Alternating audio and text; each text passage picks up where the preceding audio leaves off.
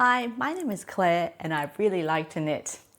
This is my August episode and I have quite a few more things to tell you. There are a couple of FOs, new whips, but mainly I want to tell you how I cut up 2 more jumpers and did modifications so they fit better.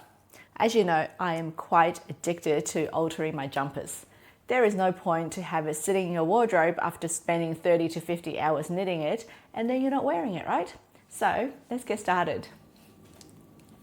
So the first thing I want to show you is the jumper I just finished. This is the Pomegranate by Norah Gaugh. This pattern is not yet released. I think she will be releasing it soon. We received the pattern when we went to the Fruity Knitting Retreat in Austria in June. And this came as a kit. Norah was our teacher. She gave us the pattern and we got the yarn from the Fruity Knitting Artisan Retreats yarn. So this is a beautiful colorway called White Opal, and it's Corridel and silk. A beautiful gray with flecks of lots of different colors, like a bit of pink and green and yellow in it. It does look like an iridescent opal. At the retreat, Norah taught us how she creates her cables, which was really cool. So we all designed our cable, which could have fit into the panel to replace the original pomegranate jumper. So the pomegranate pattern, when it comes out, you're going to see the cable is slightly different. I followed Norah's instructions, designed the cable myself, but I didn't like it. So what I did was take one of her designs, because she had lots of swatches there. So I picked one of her swatches that I liked and made some modifications to it with her input, and I've put it in. And I've put in a few other modifications as well. So this is a beautiful top-down jumper. I think you start at the back with a slight trapezoid shape, some short row shaping. You pick up the front and knit a few centimeters, same on this side. Then you pick up the sleeve and go all the way around. So I think it's the Barbara Walker method, but it's quite popular right now. It's got a faux setting sleeve. So it looks like a setting sleeve, but it's not, because you're knitting the whole thing in the round and doing increases here for the sleeves. After that, you just put the sleeves aside and then continue to knit the body down and then pick up the sleeves and knit the sleeves. So I made quite a few modifications to this jumper. Firstly is obviously the cable pattern. It's a bit different to the original. I also added some eyelets to the side cables here. This one and this one. Same with this. So before it was just a normal cable, but I added some eyelets to it. I think it just gives it a little bit more of a light feel and a bit more feminine feel as well. Another modification I did was adding this faux seam. So it looks like a proper setting sleeve, and you just make one of these stitches a purl instead of all knits. I learned this from Isabel Kramer. One of her contiguous designs had this faux setting sleeve seam and I really like it, so I put it in. Just makes it look a bit more tidy, I think.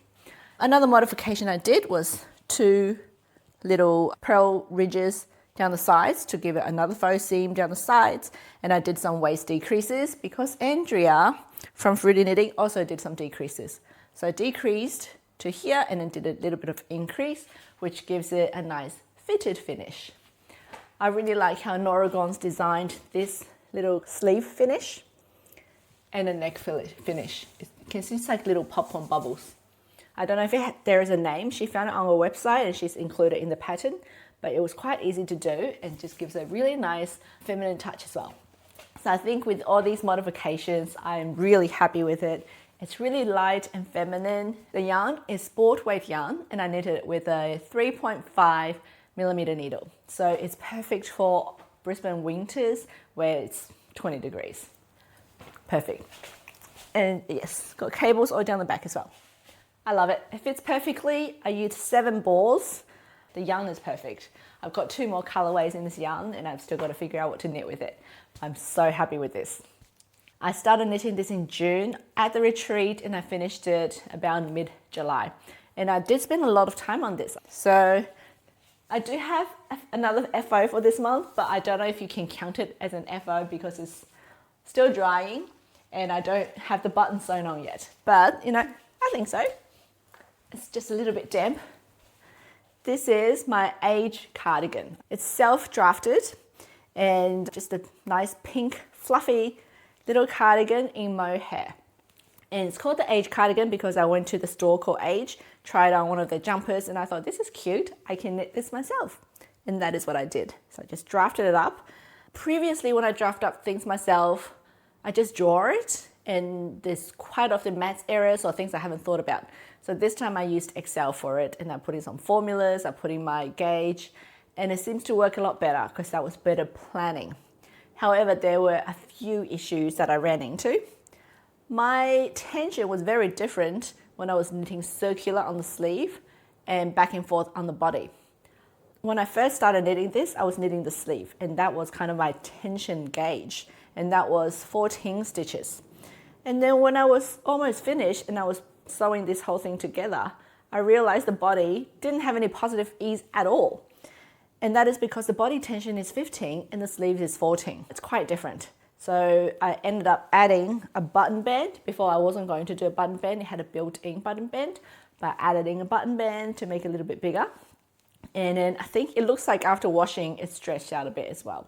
So it should be fine. It should be fine. So the design is a puff sleeve. I might insert some photos after this dries when I'm editing. Yeah, that should be fine because right now it's too wet to wear. It's a really big puff sleeve, same width all the way around. And the point of difference that I really liked about this cardigan is the pleated sleeve head. You see it? So I added some pleats here. So it's super wide sleeves with a bit of gathering on the shoulder.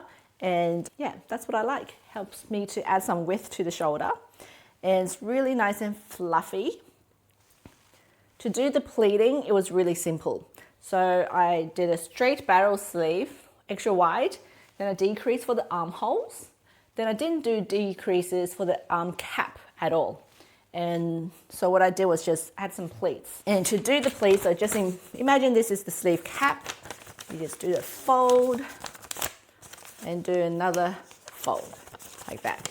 Do a fold, and I'll show you in a second.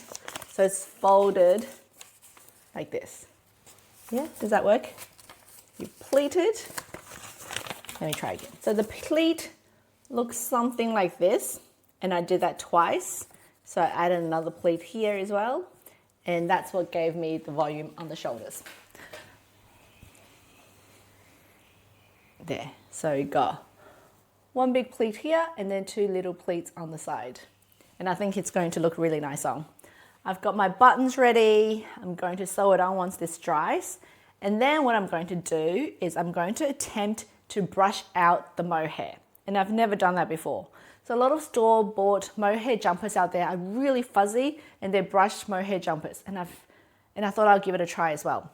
So that's where you just comb it and pull out the mohair and make it extra fuzzy and pull all the long fibers out on this side and straighten them.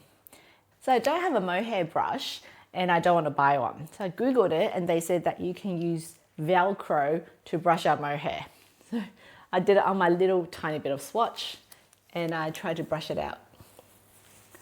You can't really see it on camera, but once it's a larger piece, I think it'll have a nice effect. You can kind of see all the brushed out mohair down here, right? So that's what I'm going to try to do once it's dried and the buttons are sewn on. And I think that's going to be pretty cool. So that is my two finished objects. I do have one more finished object, and that's this little necklace I made. So jewelry making is pretty simple, right? It's usually just threading things, and I've been looking at other people's jewelry on Instagram recently, and I got the itch again. So I made this little necklace. Just some pearls I took from an old necklace that I never wear. And I added some bases, added some beads, and added these little charms. So the center one's like a little plastic coral, and these two are letters, and they are my son's first initials, Z and O. So these initials, they were a pair of earrings. They're like a pair of string earrings that I bought a while ago, and they were quite expensive. But the last few years, my ears have gotten really sensitive. Like whatever earring I wear, I will get a rash and my ears will get swollen and start bleeding. And I've tried all different types of metals. I've tried pure gold, platinum, hypoallergenic, and nothing works. So I can't wear earrings anymore, and now they've pretty much closed up. And I've bought some clip-ons. But anyway, I really like these earrings. So I just took them off and put them on here like little charms. And I've still got my boy's names on here. So I think that's pretty cute. But let's go to the main attraction of this podcast, which is my modifications. I just love cutting up my jumpers if it's sitting in the wardrobe unused.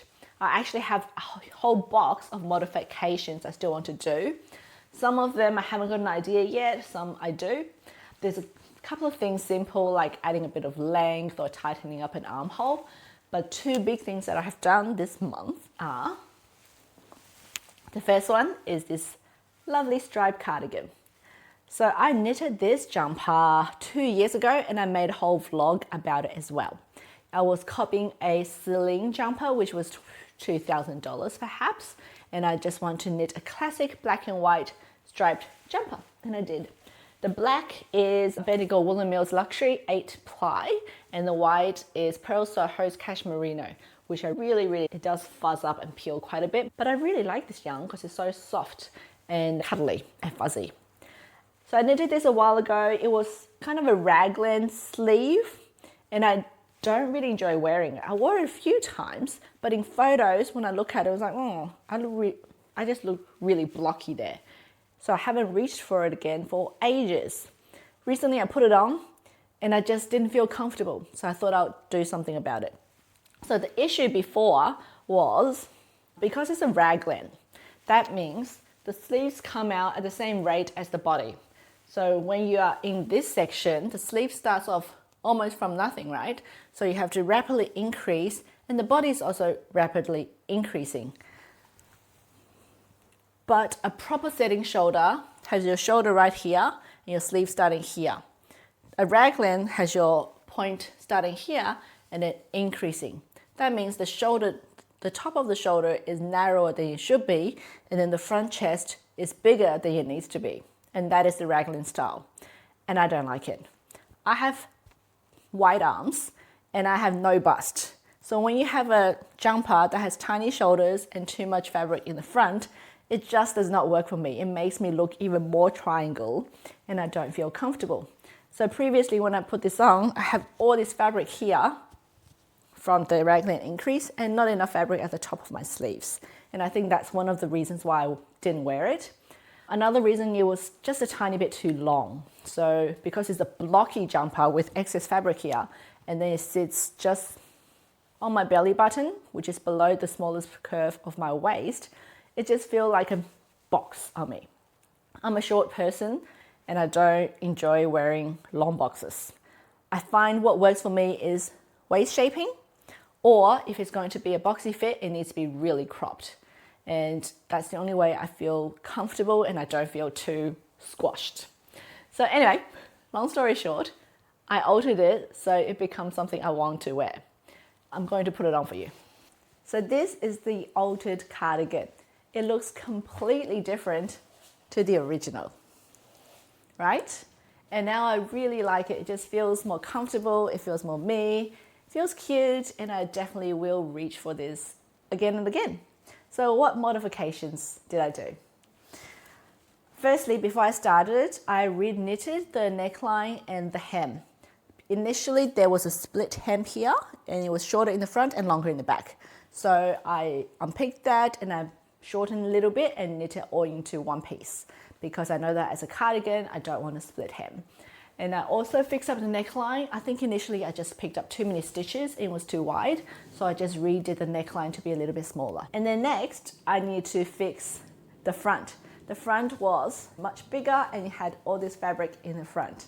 So I pulled it in. When I was trying on, I put it in and I decided I wanted 8 centimeters off from the front. And you will think, okay, but that means your front piece is going to be much smaller than your back piece, right? And that usually is an issue, but it wasn't an issue for me because, see, the back still looks quite nice at the moment and the front looks nice. And the reason is because I'm quite flat chested, so I don't really need a lot of fabric in the front. And you can see my shoulder leans forward a little bit. So when the front piece is smaller than the back, you can't actually tell much difference. And I didn't make a side seam either. So you can barely tell. See? I'm flat here, well, I'm flat all the way down, and my back is slightly more round, my shoulders slightly forward. So having a smaller front, it's fine. And another reason why I did this is because I've been knitting a few Japanese patterns and I have found quite a few of their patterns has the front piece much smaller than the back. So I think it's okay. And I did it. And of course, before I started cutting, I pinned it up, look, and it looked fine. So I did it. I cut it up. I steeked it. And I was a little bit worried this yarn would unravel, but it's quite fine. I think it's sticky enough. It hasn't had any issues with unraveling as I was cutting. Even now, you can see this. It hasn't moved at all. This bit's that's been cut off and I haven't secured it. What I did first was just crochet next to where I wanted to cut with some nylon string just to stabilize the fabric, just in case. And then I picked up stitches and then I cut it open, picked up stitches and did my button bend. And how I did the button bend is by a Steek sandwich. I wrote down Steek sandwich on my post-it note. My husband came over. He's like, do you mean a steak sandwich? I think you wrote it wrong. No, it's a Steek sandwich. Have a look at this. Usually when you steek something, you cut it open and you fold back. You would fold back the piece here and then sew it down to secure it. So a Steek sandwich, rather than pushing this back and then picking up stitches along here, and you have this ugly edge that's been folded back and stitched down, you sandwich it. So I picked up stitches along this side and knitted 6 rows of the button band, that's here. I knitted 6 rows that way. I put that on hold, then I turn it around and you can see the loop that was picked up from. And I picked up the same amount of stitches from the back using a thinner yarn. So that's actually a thinner yarn than the outside. And I did 1 row less than the outside as well. So it curls in, you'll see. So it was a thinner yarn and I only did 5 rows instead of 6. And then I put them together and do a 3 stitch bind off. That means this raw edge here has been sandwiched in by my button band, my 2 layered button band. Yeah, see how nice it is? And because the outside is 1 row longer than the inside, it naturally curls in a bit. So there's no chance of this, kind of looking like that. It's really nice, right? I'm really happy. And then of course on this side, at the same time as knitting, I made buttonholes on both sides, making sure it's matched up properly. Then I hand stitched the 2 sides together so it's a nice and tidy buttonhole. This one's a little bit ugly, and if Mum saw it, she definitely would not approve, but I'm happy. I think it looks so good. I really love this Steek sandwich buttonhole band because it just looks so tidy, and I think it looks really professional. It looks like a store-bought jumper, right? And now I don't have the issue of bulge under the sleeves, and I don't have the issue of neckline that's too big. Oh, and the buttons. So I found 6 random buttons. They're all leftover from other knitting projects. So I got a gold one. I have a pearl flower. What's this? A white with a gold thing on it. I can't remember where I got this one from. It's from years and years ago. There also could be spares, from garments that you buy. This is definitely a spare from a dress I got. And they just look so cute together. Yeah, I think they look so cute together. It looks like a really expensive sweater that I could have bought from a store. Super duper happy. So if you want to know how to do a Steek sandwich, there are lots of video tutorials online. Fruity Knitting's got one as well. And just look it up. It's not hard to do, and it just has a really nice finish. And I also did another modification. And I did this guy yesterday. So this cardigan's actually never been on the pod before because I made it the year that I had off from YouTube. So this is a Japanese cardigan by a designer called Mikami, and it is amazing. Look. This one was a beast. It took a while and it was quite complex to knit. And I made it with quite a thick merino. Most of the body is knitted in seed stitch, as you can see. And then the sleeves and the front has these intricate cables, but you have to break it up and then bring it back together again. See this? There were a lot of ends to weaving because you are knitting this all in the one piece. You cable it, then you separate the cables and knit these guys separately. And then you twist them back together and then knit them together. And then you separate them again. Yeah, it was super fun, but it was too big. I think the fabric grew quite a bit after I knitted it. And because it's so heavy, it was just like Every time I wore it, it was like falling off my shoulders. The neckline was too big, and this was too big. Even if I tie up the string, there was just too much bulk here. It just looked ridiculous. The string was also meant to be looped through these eyelets here, but my waist is a little bit higher. So I didn't wear it a lot. In fact, I just pulled it out yesterday to wear at home, and then I was just like, nah, I'm gonna do something about it rather than not being able to wear it. So a few things I did. Firstly, I tightened up the neckline and the shoulders. Because it's so heavy, it just wants to drag off the shoulders. So I just put a string across the back here and also across the shoulder so it holds it in shape. Because knitwear, it stretches, so it will just stretch and soften over time. So I put a crochet string all the way across here to hold its shape, and I tighten up the neckline. So now even if I don't do it up, it's not falling off. So firstly, that's already 100 times more comfortable. Secondly, I realized when I tied up the tie, there was just too much fabric. It just didn't sit properly. So I undid the side seams. Where is it? Here. So I undid the side seams and I re-sewed it. You can see how much I actually took in. So I reduced 10 centimeters out of each side seam so this was knit in pieces. I didn't have to steek it. I just undid the seams and then re-sewed the seams to the shape that I want, and then folded back the excess and sewed it down. I could cut it off and steek it, but for the time being, I think it's fine. I'll just have it like this. Same thing on that side. You can see I took in 5 centimeters here and 5 centimeters here. On the outside, you can't even tell. It's just re-sewn. And then I put in some belt loops in the right place on my natural waist, which is the smallest part of my waist. And now it looks a lot better. I can wear this comfortably. It doesn't fall off my shoulders. I can tie the belt up easily, and there's not too much fabric. The only thing is the sleeves are a little bit too long because they grew after the wash, but that's okay because now it sits so much better. Right? I'm really happy with this transformation. This didn't take me very long, but it just made a world of a difference. And I think I have to owe these alteration skills to my 13 years of tailoring in our family business. As I mentioned several times, we used to have a family business in clothing alterations, so changing up clothes is natural to me. Everything that I put on, if it doesn't feel 100%, I will try and figure out a way to how to modify it so I will love it. So I think that is why this year I have been just obsessed with altering my knits. And I'm also spending a lot more time modifying patterns to make sure it fits, because there's no point in knitting something that you don't enjoy wearing, right? So if you have any knits that you don't enjoy wearing and you want modification ideas, send me a picture on Instagram and I'll see if I can give you some ideas. But yeah, just take the plunge. It's not hard. Change the shape, cut it up, just do it. If you're gonna wear it again, it's worth it. Okay. So that's my rant over. Let me show you my whips. So I've been working on this Japanese sweater for ages. In fact, I ran out of yarn, I bought more yarn, and I'm still working on it. But I've taken 3 steps backwards. This is the back piece of a jumper I'm knitting out of this Japanese book.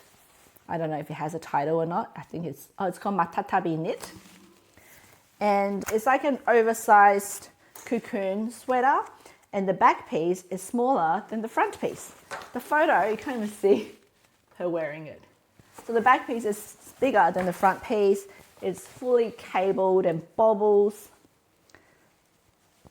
That's the back. It's humongous.